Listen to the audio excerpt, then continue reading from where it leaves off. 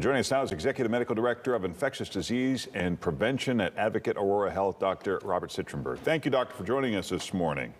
Good morning. What are your thoughts about traveling for the holidays this holiday season?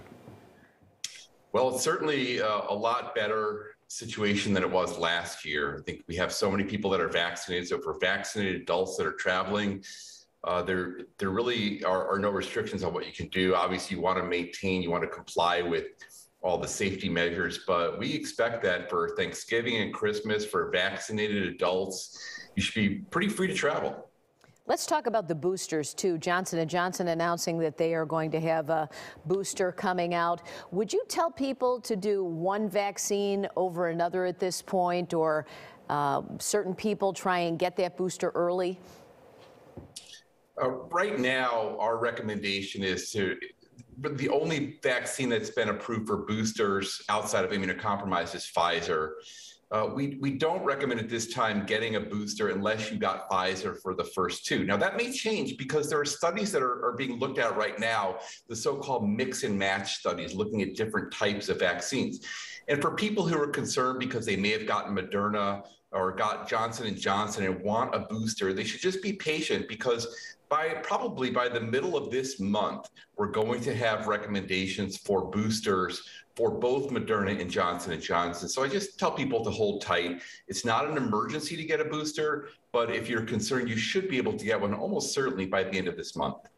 With the Merck pill, do you think that at least, maybe in 8 months or so, that this will become a situation where it's like the flu, where it's manageable?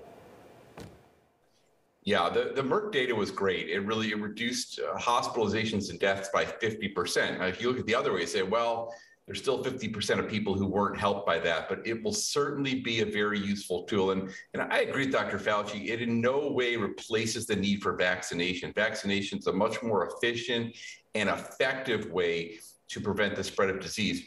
But the pill will certainly help for those people who get infections, especially in those who might be at risk for severe disease. So it's extremely useful addition to the armamentarium, but doesn't in any way replace the need for vaccines. What about the idea that now we want to reach a 90% threshold of a vaccinated population, where before they were saying 70%? People sometimes kind of throw up their hands and go, well, when will be enough?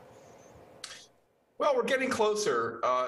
The percentage of the population you need for herd immunity depends on how contagious the virus is. So the more contagious or communicable the virus is, the higher number you need. Like for measles, which is very contagious, you need over 90%.